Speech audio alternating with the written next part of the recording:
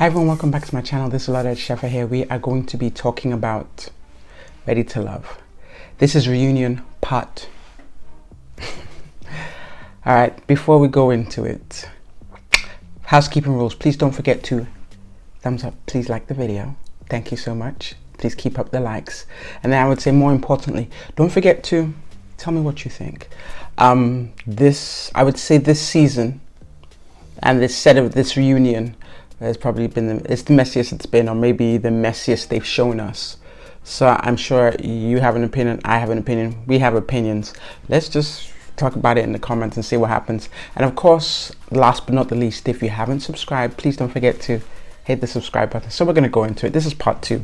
We're taking off from where we left off from part 1. It kind of ended in the part where they were trying to decipher or tease out the fact that Carmen was involved in this, conspiracy thing. So what we're hearing now is, of course, Precious said that, she had been approached by Carmen because they wanted to start off this, the clicks they do in terms of trying to get rid of people. So the word on the streets is alleged. Let me use the term allegedly. We're told that Carmen was calling people, called Precious, called Sabrina, and called Tina, because her game plan is that she wanted to get rid of the couples because she figured the couples would be in cahoots and wanted to stay to the end. So already, right now, this already tells us, because we've been cracking jokes about this thing for a few seasons now, that this show is more of a game show as opposed to a dating show where, the players are not there. Yeah, they're going to date as an aside, but the main aim is to get to the end because they want the exposure for one thing or the other, whatever it might be, a book, a tour, you're acting, whatever it is. You're not really going there for the primary aim of dating, but you're going there to push something off. So anyway, the word on the street is that Carmen first called Precious with this information, said this is what she wanted. And so on part 2, Sabrina confirms that, well, at least she confirms it. She says that, Carmen approached her and said, you know what, I want you to break up the 2 couples, Joy and Clifton, and Laverne and Ace, because, that way we can get to last longer. And Sabrina says, this is what Sabrina's account is, that she told Carmen that, you know what, Laverne's already in my bottom right now because I already have, Sabrina had a full roster. And the thing is, the reason why I somewhat believe Sabrina's outtake or outlook or what her recollection of events is because at the time, for a long part of time, she's had 3 people on her roster card. And so when you're busy, you don't really have enough.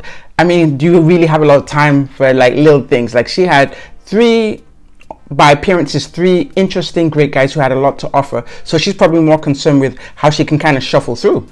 So she tells us that, she had told her, Laverne's on my bottom. And so, of course, then she now said, of course, Tina was approached. Tina didn't quite confirm the array of events, but that's what's been said. Of course, Carmen, at one point or another, tried to deny it, said something, well, she said something, I got receipts. But I don't know if the receipts were displayed or she didn't have receipts and she was just talking. But I felt like her opposition to what was being said wasn't that strong. Carmen's she's a force. She wasn't really like, But the truth is, at this point, the way things have gone and the way things are going, honestly, if I wonder, I don't really know what is true. But what I do know for a fact is it just appears that Carmen seems to be involved in lots of this, involved in some kind of mess. So did she instigate it? We don't know. Was she a part of it? Everybody's confirming that she was a part of it. So next we go into the Demetrius packet. Now by this time it looks like Demetrius is warmed up because part 1 he was looking like they dragged him. You know how you drag your kid to school in the morning, they don't want to go. You told them to go to bed at night, but they didn't go to bed, and now it's time to wake up, they want to sleep. Like, Demetrius looked completely disconnected, but he looked like he's warmed up now. It's getting to his packet. Then it kind of break down into the scene where Tina's kind of talking to him and saying she gets like player vibes from him.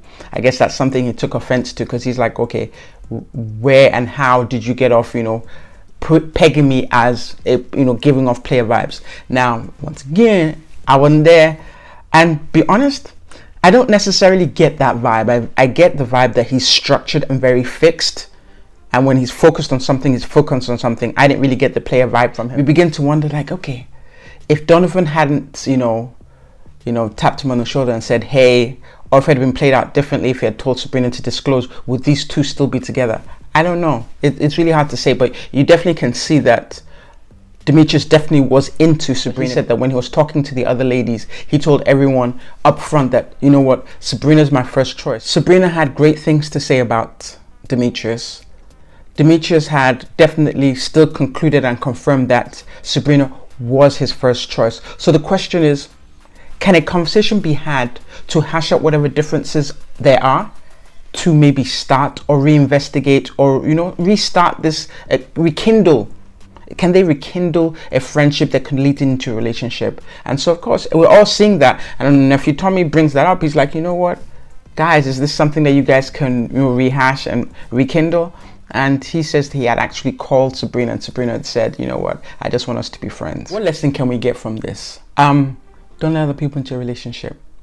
Try and put your best foot forward.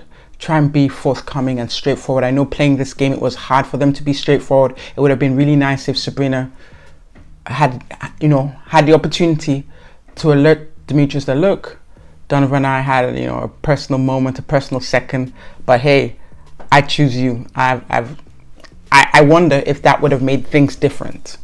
But don't let people into a relationship. On the flip side, I would say to Demetrius or to other men, because this is a common thing, you know, they talk about how women talk, but the truth is, as a man, question here now is, do you want people in your relationship? If your friend or your boy comes to tell you something, yeah, you can take that information, but don't let that be the beginning of the end for you. I want to say this is probably one of the most common things, one of the most common fears, guys who are not necessarily sure of themselves or confident in themselves, or just feel they want the approval of their mates, you know, their buddies, their guys, their boys, will literally push something to the side just so they can still get cool points or still be one of the guys, because guys are really hard at rubbing it. Yeah, so what does it say in the Bible? A man will leave his family, a woman will leave her family, and they'll become one. So that's when two become one. Not to say that this is all about the marriage thing, but I think, keep in mind, the bottom line is, keep the outside noise outside of your relationship. All right, so they play the Paul packet. You know, I've had like my array, you know, just fluctuating, waxing and wane feelings for Paul. In the beginning, you know, I was like, okay, if this older gentleman, you know, you want to try something new, I'm here for it. I want him to get the opportunity to really show who he is. But I can say, looking at him at the reunion, I feel like my initial impression was wrong, because he just seems to go back and forth, and maybe the problem here is that when he feels threatened, or when he feels he has to go on the defensive, he becomes this caricature of a person. So it becomes really short, like really corny lines, and then just has the need to always want to defend himself. So they played the clip where, on one hand, Precious had defended him solidly to the ladies group, and then when she goes to tell him that, okay, the ladies are saying, you know, you're not really opening up, you know, do this, let them get to know you better, then he has this whole little attitude. He has no idea what she's been through to support him and defend him, and he comes back, well, they can't take me the way I am. And I remember saying back then, sir, they're not taking you the way they are, the way you are, they want to get rid of you. I don't know if, you know, he got to see the fact that how hard Precious went for him. Paul didn't go that hard for anyone.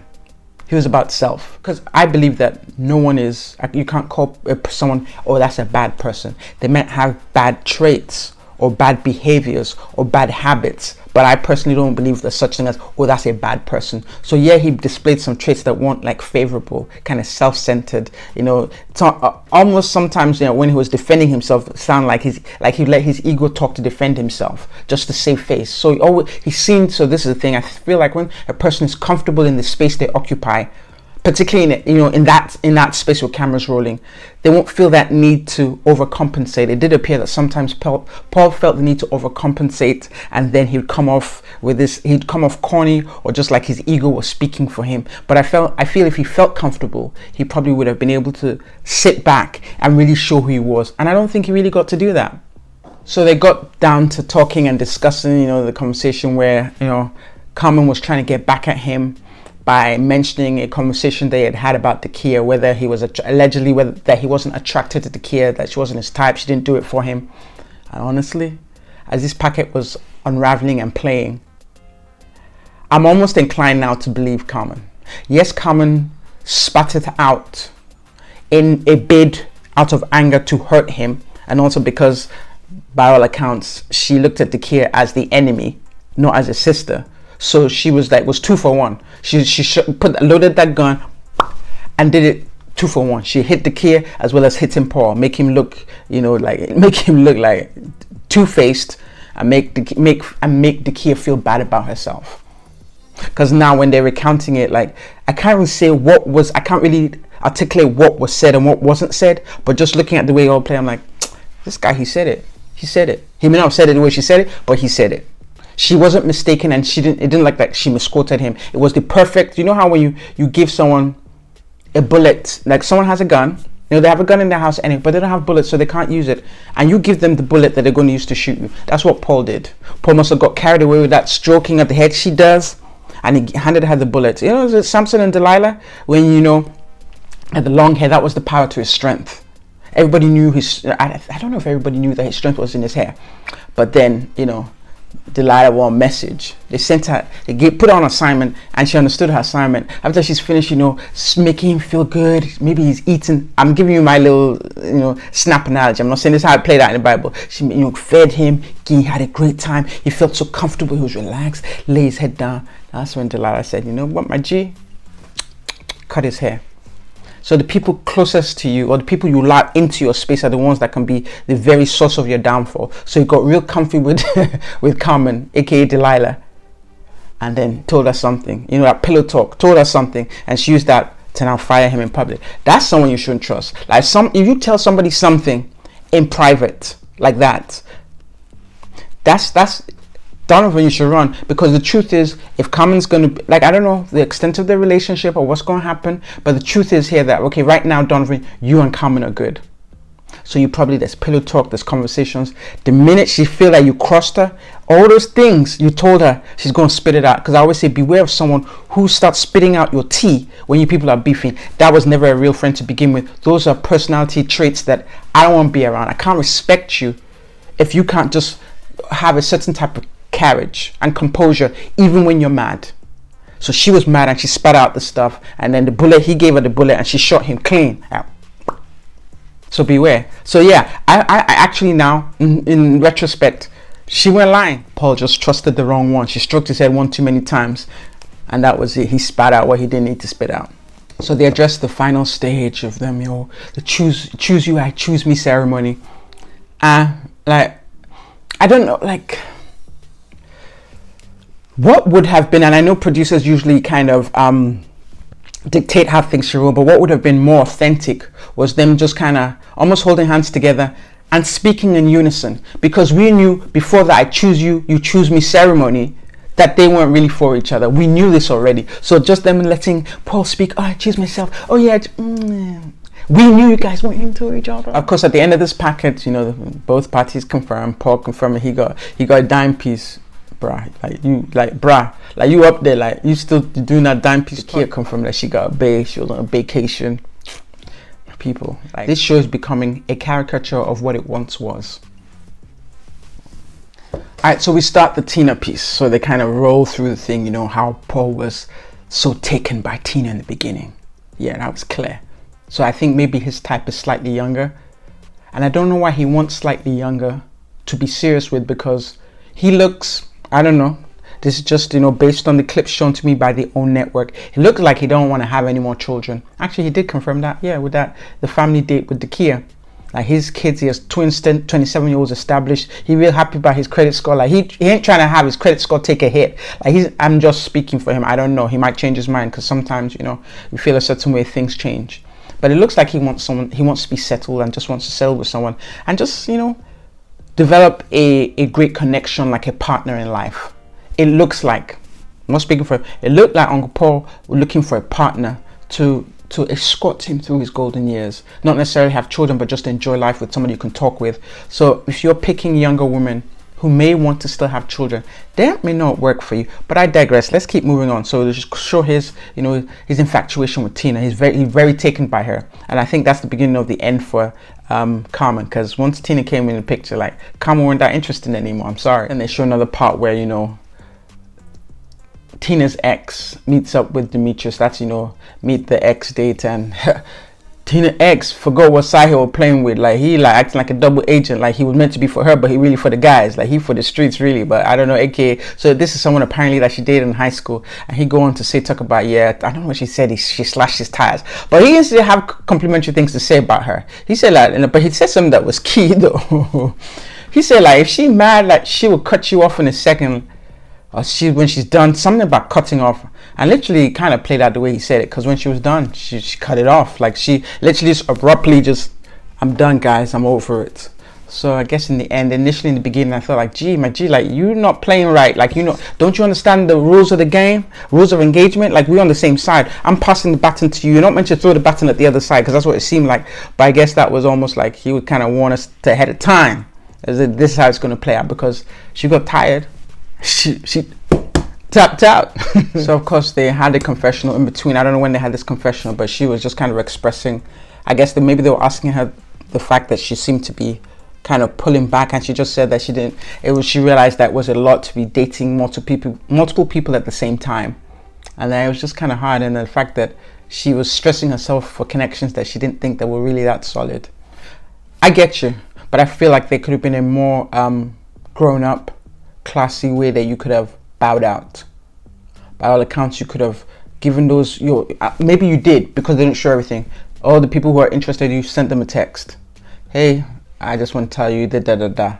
Sat down on Nephew Tommy. Hey Nephew Tommy, I appreciate the opportunity, but it's not for me at this time. I've got other things going on. I'm not saying, I'm not of the school of thought that you should have stayed till the end, because different strokes for different folks. We feel things differently. So I can't say that, you should have done it the way I would have done it. But the truth is, there's still a classy way you could have done it. A respectful, let me use the term respectful, because we use this classy word. A respectful way you could have done it to with the other people. Just let them know respectfully. Let let Nephew Tommy know respectfully. And then it could have been, maybe they could have, like I've been saying before, they could have put like the text you sent, put it on the screen with a little soft music. Like, okay, she's bowed out. But the way you did it was so haphazard. Clearly that was a reflection of your state of mind. Maybe you were just like, it was a lot was going on, and life is like that. I've heard lots of undercurrents of stuff pertaining to Tina, but it's all allegedly. I wasn't there. I'm not an investigative reporter. I don't have the energy or the bandwidth to even do that kind of stuff. So I would still say, I'm still going to extend some compassion to this young sister and say, all I would say to her in criticism is that you could have done it better. You could have done it a little, showing more respect to the players involved. That's all. I'm about to delve into all the other stuff and the tea that have been going on about her. Personally, I really don't care. So, as that packet finishes rolling, I guess Nephew Tommy decided to ask Paula, how you feel about this? Like, because Nephew Tommy a little bit messy. He know that Paul was feeling, my sis. And then Paul says something. He didn't say something complimentary. And then Tina had a like little tick. She's like, nah, you know what I'm gonna do? I'm gonna mess him up. So she goes in about Paul wanted us to self-eliminate together. Did I say this was the messiest reunion ever? I mean, some of them have been kind of messy where there were triangles, but this, I want to say this took the biscuit. Like, this was like, opening Pandora's box. When they say you open Pandora's box, you don't know what could come out. Like, you just open the force of darkness or whatever it is. So anyway, Tina, who's usually laid back and a little composed, like she'll tell you a little something every once in a while, but she just laid it out. Like, yeah, you want us to self-eliminate together. That, whether she said she had a conversation or somebody spilled the tea or the receipts were shown, that he really came on the show because he wanted to push a book. Like, I don't know the truth of these allegations, because he still don't have a book. So I don't know. Maybe he held the book. I don't know. But this is just, y'all, this is just hearsay that was exposed on the reunion. I don't know the truth of these allegations, so it's all allegedly. Allegedly, he came on the show to promote a book that he's still writing, that's still in production. Allegedly, he wanted them to self-eliminate together because he was so taken by her. I don't know the truth. I can't even say if this is, I can't even, looking at her situation, like, she looked real mad. So I don't know, for all I know, she could be making up. For all I know, the fact that there's a possibility she could, and knowing Uncle Paul, he could have been like, I'm of two minds here. On one hand, I'm like, okay, you say that he wanted you guys to self-eliminate together, but after you left, like, he did everything he could, everything possible to stay on the show. Why did he do that? Because now that he's lost the real love interest that he was into, so he decided just to make it last forever. What's that Keith Sweat song? But yeah, he tried to make that opportunity last forever. that possibility. Of note here really is like, y'all notice there's a lot of tension between the two of them. Why? Were you guys stronger and deeper than we thought? Or you guys just, you know, grandstanding for the camera? Like you want a moment? I don't know, but it just seemed like you're wasting a lot of energy on each other. You know, Nephew Tommy does bring up the fact that she ghosted him. And you know, I've said in other videos, like, you know, did she really ghost him, or is that way the editing was played? Sis confirmed to our faces in front where all the players, like, she ghosted him. And the way she answered him, talk about, do you want an apology, Tommy? Sis, like, you dead. What did I say? Dead wrong for that. Call it spade a spade. Like, sis, that's disrespectful. Like, if you signed up for the opportunity, they didn't beg you to do this show. The least you could do was be respectful. Like, Nephew Tommy didn't do anything to you. Like, I can criticize him about other things, which I may do later on. But one thing's for sure, and two things certain, is that you didn't play this right. And I know you're not necessarily interested in being in the, you know, the entertainment biz. But news flies and people see these things. There could be somebody who may have, because the whole point of doing the show at this point, because you didn't get a love connection, was exposure. But anybody looking at you now and the way you just played that out will look at you as difficult to work with. Like, no matter how fabulous you might be. I mean, ask Nene Leakes. No matter how fabulous you might be or how interesting you might be, they will now peg that and that one moment as difficult to work with and completely, you know, scrap you. Because you asked, do you want, like, says like, nah, you were wrong. What you should have said was, you know what, Nephew Tommy, in retrospect, I want to apologize again. I shouldn't have stood you up, because you shouldn't have. Like I said, nobody begged you, nobody forced you. You went and on that show willingly. Truth be told, you felt tired, you ran out of gas. You could have played it differently. You didn't play it differently, but even to save the situation, you know, in retrospect, after all the energy has calmed down, you now have a quiet moment to think. This should have been your opportunity to give like a proper apology, if not to the other guys that you left hanging, but definitely to Nephew Tommy. What he do to you? Like what? You shouldn't, like, anybody can get it. That's how you doing, like, yeah, boom, boom, boom, bang, bang, bang. Anybody can get it. Like, nah. My sis, that's not how to do it. Now, if nobody's telling you, I'm telling you now. One sister, the other, that's not how you should have played it. Because that tells me, like, if you lose it or if you have a rough minute or moment in business, is that how you're going to play it? You need to take a second and think like, nah, sis, you're on a platform. You're on a big platform. I don't know if you realize, I mean, this is just a moment in time and time is going to pass. But just being like that, that was wrong. That's all I have to say. Wrong, dead wrong. I don't know where you are in your life, but that was wrong. That was wrong. And I hope you have a moment. And unfortunately, if you do have a moment to rethink it and you go back and apologize, the public at large don't get to see that. Sometimes that's when we call about missed opportunities. You could have really cleaned it up. Look at other seasons. That's one of the things I like about Tyrone. Like, he had a moment during the season, but he went back to that. He understood the assignment, went back to the reunion, cleaned it up. And you saw it out. You saw it out. This guy funny. He's got all the things we didn't necessarily see during the season as he was filming. In a few moments, he was able to show us another side of who he was. He came prepped. He came ready.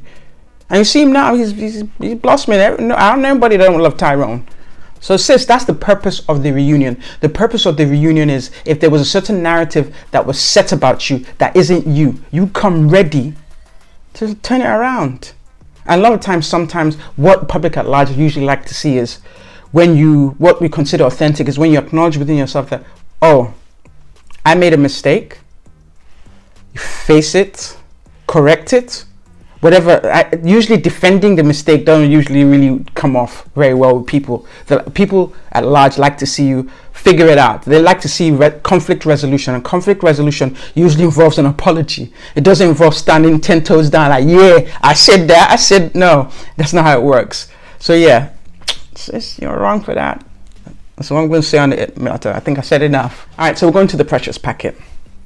I have said from time, I like how Precious was played. Yes, Precious is boisterous. Yes, Precious is an extrovert. But how and when did that become a crime? I feel like she was pegged and played into a corner, and the narrative about her, you know, based on editing, that's all we got to see. Because all they did, they showed that little clip at the, you know, the initial barbecue at this, you know, was it some kind of lake house? There was some, and you know, she's kind of talking to people. So I'm not going to be going around talking. I'm not that talkative, but that doesn't mean I can't appreciate somebody who's fun, who has great energy. But I just feel like they played him. And then I'm not necessarily Demetrius was the cause of it, but he played a part in some of the things he said about her were now put almost set. You know how when you put words to music, almost a set. So his words were used to set a narrative that producers wanted to put. So I can't even blame Demetrius. The producer said it that way because they literally can turn things around. You can set music to fit anything, and so they set these words to the music, and so that's what's been put out there. So definitely with the kind of person that Demetrius is, I guess Precious is not his cup of tea, fair enough, but it didn't have to transpire the way it was. So yeah, Sis had some energy for Demetrius, but it could have been better well spent. Just like I said in the last packet, just that I just spoke about now. There was certain narrative said about, Precious that she didn't feel was right, didn't represent who she was, because I do believe that when you come on these reality shows, particularly this show, when you talk about percentages, maybe 3% of the folks that come on the show get a partner either during the show or after filming. So the other 97% is like, what do you get to gain from this other than exposure? It's like one of the things that probably would hurt the most is if certain things are said about you that aren't true. And then you see this unfolding before your eyes. You've got one more opportunity to fix it. Sis, I'm going to be honest with you. I feel your pain. I feel your anger. I know how it looks, but you didn't really help yourself here. So we're going to go into details. There could have been a better way you could have handled it. A much better way. Like, you are not Tyrone, so I don't expect you to handle it how Tyrone did, because there's also a narrative about him that he didn't think that wasn't him.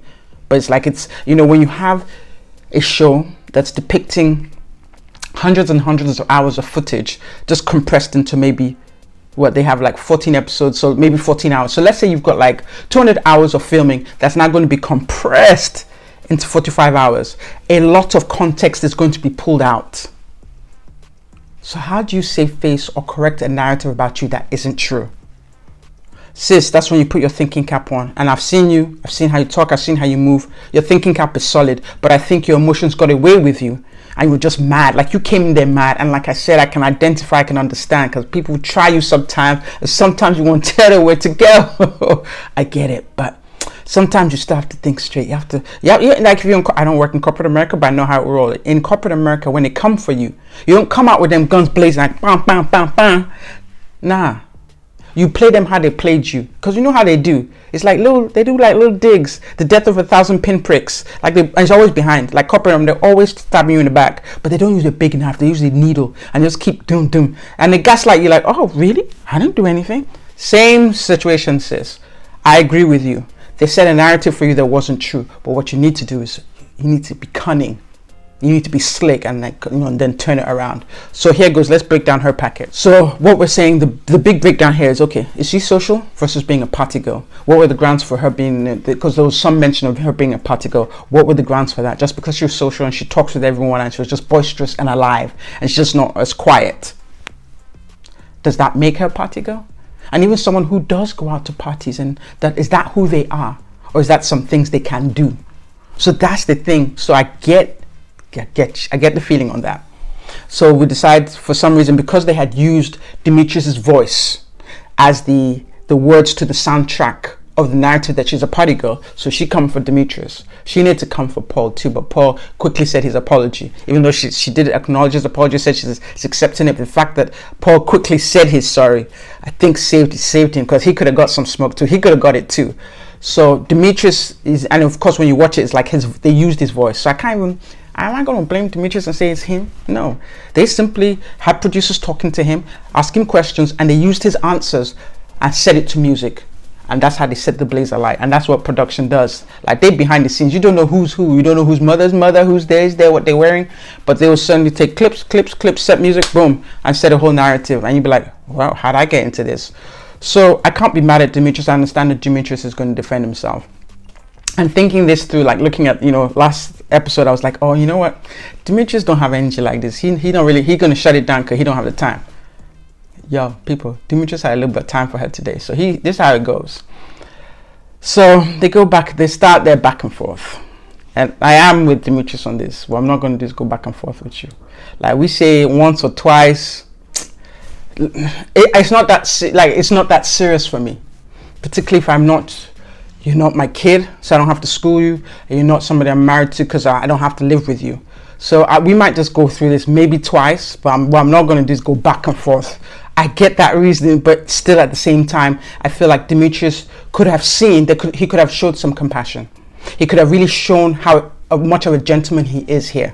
You could have seen that, yo, this girl is upset by a certain narrative that was set, and they used my voice to set this narrative.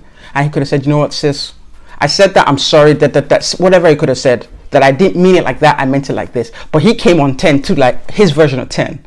He came on his version of 10. So he didn't back down. And then even the way he said, like, he said certain things about what I'm not going to do is go back and forth with you if you don't get what I'm saying.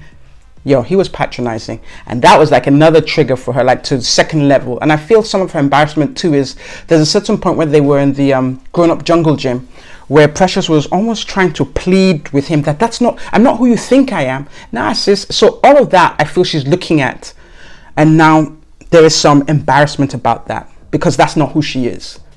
You know, there's some things we do behind closed doors that are not necessarily us, but we don't have a camera filming it to constantly remind us of how we completely played against who we really are. So I feel that's what she's dealing with. She sees these different things and says, that's not me, that's not me, that's not me. I should have cursed him out, but I didn't. I was actually being nice with him, all these things, and she's losing it. So I can definitely see the human point there.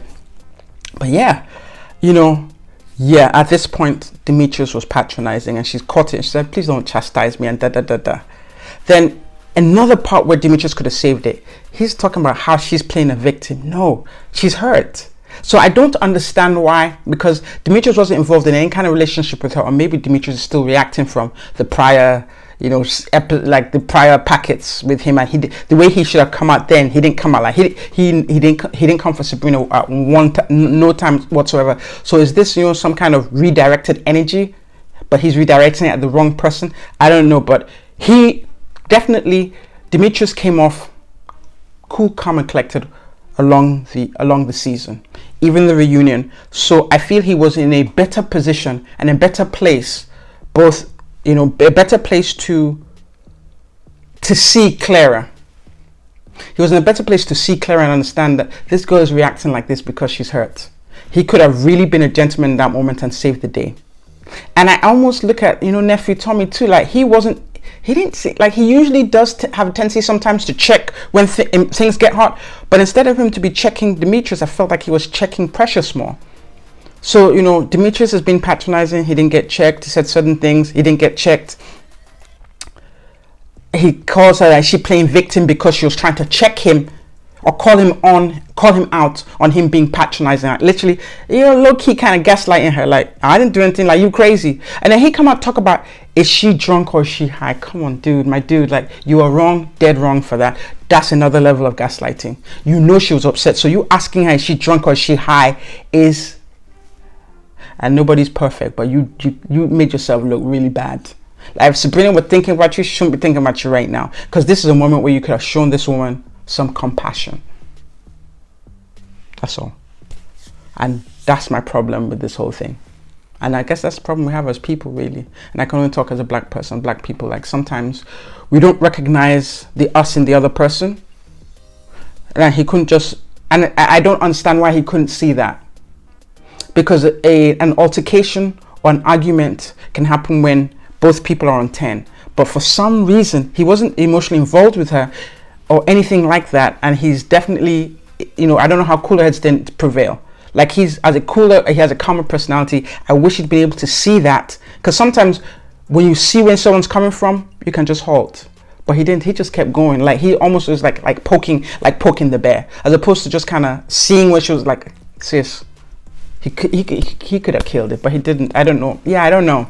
He could have killed it right there, but he kept. I really thought that he was going to de-escalate the situation because of his personality and because he wasn't emotionally involved with her. But he was up in the ante. And then when he talked about that, are you drunk or high? That's when she stood up. And the fact that Nephew Tommy was telling her, you know, cool down, calm down, and she spiraled out of control, stood up, left the building. Yeah. So she failed there because she wasn't able to correct the narrative. But I hope that everyone can see that it could have played out differently if all players involved could have had a little compassion for her And real life, that's it. Like, sometimes the next man beside you, just have a little compassion for them. That's my opinion of it. Poor lady worked herself from a frenzy and never fixed the narrative, the incorrect narrative. This platform is that it's not for everyone. Reality TV is not easy and it's not a joke. All right. So we get back to another triangle. So we know that Dakia is now involved in this other triangle, the Clifton Joy Dakia triangle. Now I don't know if it's out of context, if it's out of place, but as soon as they start the packet, like, Joy start laughing. I don't know why. I'm not going to say anything. I don't know. Yeah, I don't understand. Like, she was just laughing. So we're talking about this Dakia and Clifton thing. See, my question here is, I'm not going to delve into this very long. The lesson here is, like, why did Dakia need a verbal confirmation that Bra went into her like that? Because we always talk about, this popular phrase, he's just not that into you. Look at, what's her name, Carmen. The minute Carmen saw that, kiss that Joy planted on Clifton during the Truth or Dare, Carmen about turn like this, literally, boom, boom, find another candidate. That's how you do. That's what you do. Like, you don't sit there wishing and hoping like, and that's what we do as women all the time. Wishing and hoping. It's right there in your face. Like, I'm wearing a black shirt. I'm wishing and hoping this shirt was orange, but sis is black. I can wish and hope all day. It's a black shirt, no orange shirt. It's not going to change just because I'm wishing and hoping.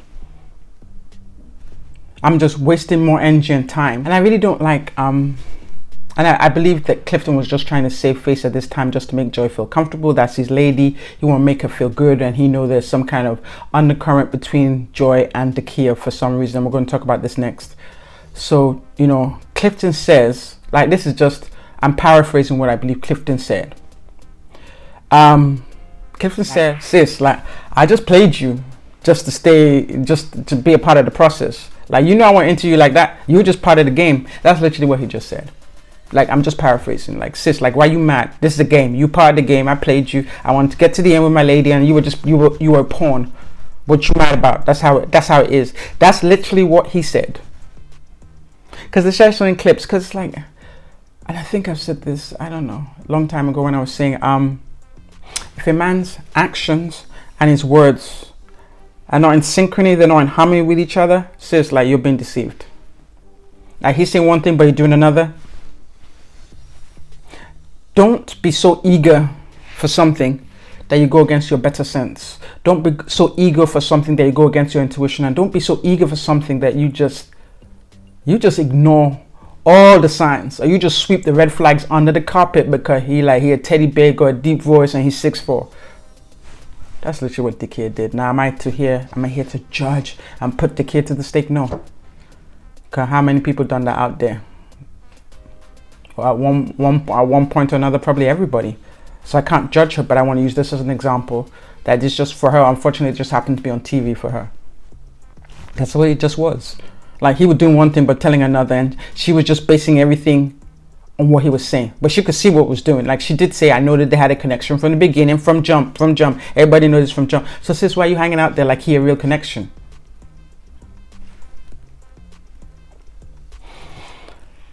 I wonder, I mean, she's getting more TV time, but I don't really feel like Dakia needs TV time. Or maybe it just helps her dance studio. But the thing is, as soon as she was done with Eric for disrespecting her, I feel like the smooth thing to have done that time would have just been to self-eliminate. Like, I don't need TV time like that. I'm not hungry. Like, the ready to love chicks are not going to feed me or keep my studio lights on. Whatever reason. If she had another reason still, I'm fine. But I feel like once she realized her main connect, Eric, had disrespected her like that in public, that's when she should have bowed out. Exit stage left. Curtain call. That's it. No encore performances for her there. And so it just literally was the beginning of the end for her, because she just stayed on there to be ridiculed. Because look at Clifton here. I know because of his lady, he didn't express proper compassion. Like in the scene in the getaway house, kind of having that talk with her. So he felt the need to have that conversation with her, because we felt he didn't need to have it. He wouldn't have had it, but he did. But here on the, on the reunion, he's on and popping with his lady, and so he says something else that, yeah, I played you, so what? Yeah, that's not nice. And to now find out, okay, what's going on between Dakia and Joy. I don't know if it was said here, word on street is that maybe Dakia said she's going to take a man from me. I don't know, this is allegedly. Because the thing is, there's certain energy she had towards Dakia, that Joy had towards Dakia, that didn't make sense to me. It just didn't make sense. Still don't. I don't get it. Like, I don't expect everybody to behave like I would, but I'm like, Joy, you go who you wanted.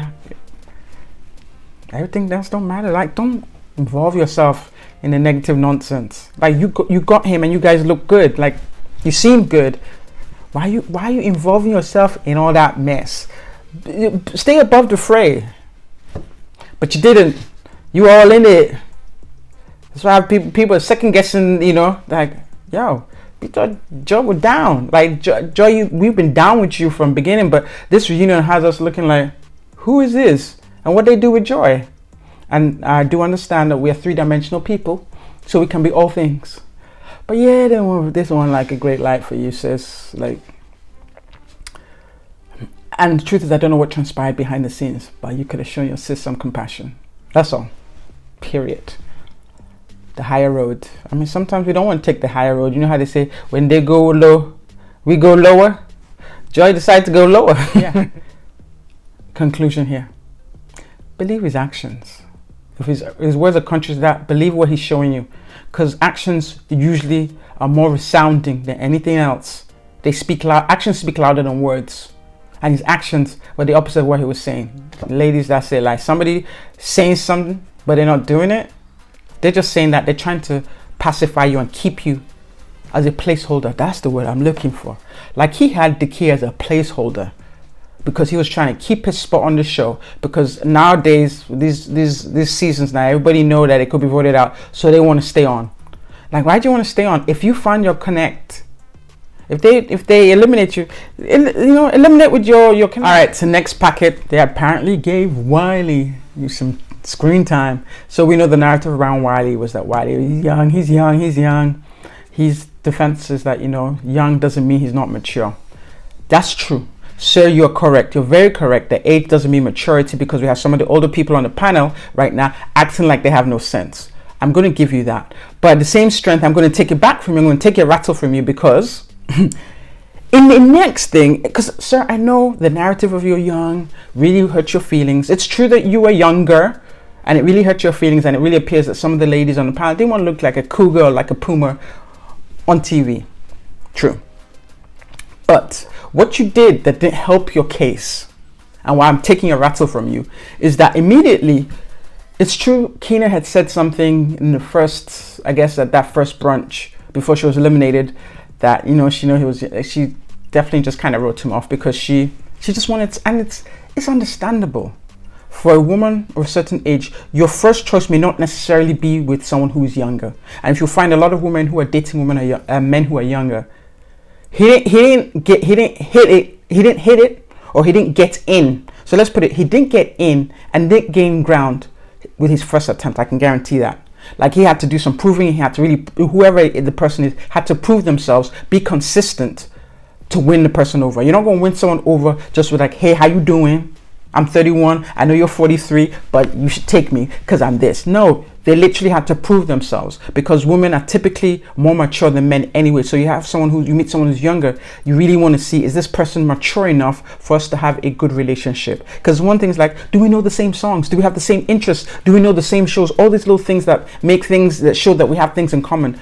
Do they have those things in common? So I can't be mad at Keena's opinion. That's how she felt. But then he came for sis, talk about, yeah, you don't want me, but I see you all in my stories. My G, like, come on now, really? If you guys are part of the same season, then of course you're likely to friend each other on IG. If you're friends on IG, the person's stories are going to come up. She has no beef with you, so what's wrong with her looking at your stories? She had no beef with you. She just said she didn't want to date you, but she's okay being your friend. But you so mad that you've got this misguided anger at her just because she was honest and truthful. You were wrong for that. And that right there showed some immaturity. The very immaturity you deny that you have, you displayed by just coming for her just because she was looking at your stories. So apparently, close this segment with, Tiffany and Wiley are talking. We don't know. We'll see how this goes. But Tiffany and Wiley, good luck, guys. They give another segment, Clifton and Joy. I feel like we already know Clifton and Joy, but they want to give them a segment because this is, the couple that had, the most obvious connection. Everybody else here is playing. So they give them a little segment. What else is there to talk about? Because I feel like we've kind of delved into it to both parts. So yes, they're together. Then yes, she's in Mexico. And he's talking about, so what are you guys planning to do? Something about baby. She said they're planning to have a baby, a March baby for the following year. I wish you well and I hope you get your dreams. I hope you get what your dreams are. I want the best for both of y'all. If you're happy, I'm happy. So here goes on. We hope to see a March baby. Then, and this is something we said when we heard that, she's going to be going to Mexico shortly after the filming. They were going to end filming. My thing was like, yo, then he's just going to have to go to Mexico. Planes go there. And he confirms to us that he was in Mexico like every other weekend. Beautiful. So they're good. We're happy to see this. Trust and believe. We watch Ready to Love, not for the mess, but to be inspired, motivated, and excited by seeing couples of a certain age still find each other, because we still all want to believe in love. Like even the Grinch, like everybody, we want to see something good. And then shortly after that, we see, and they're showing this, they've been teasing it from last week. Clifton gets on one knee with a box. Like at that time I thought, were earrings or it was a necklace? Like I don't think he's gonna propose like that. But apparently it's a key. So she's coming back, so like, they want to live together. Beautiful, beautiful way to end. What's next for them? We do wish them well. Tommy talk about he believes in the process. Tommy, the process sucks. Real talk, the process sucks.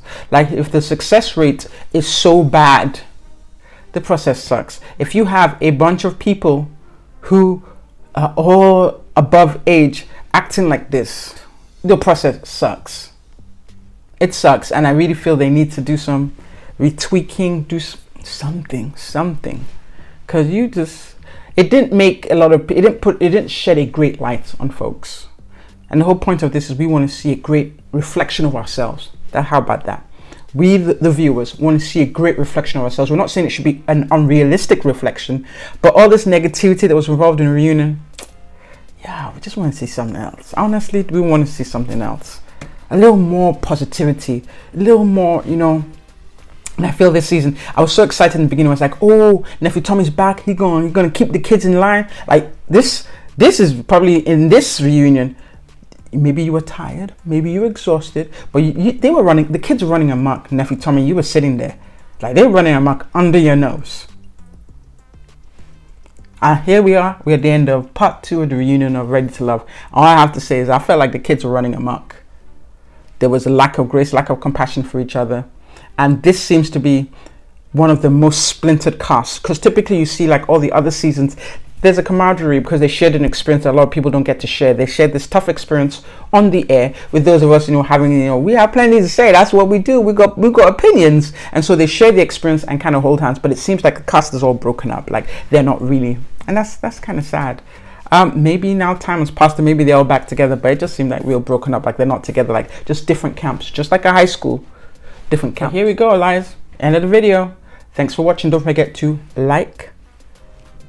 Yo, this should not be monologue. I want dialogue back and forth. What you guys think? What other insights you've gotten from the thing? Because I'm rushing this between shifts. And then of course, don't forget to subscribe. Yo, thanks for watching, Lola. Over and out.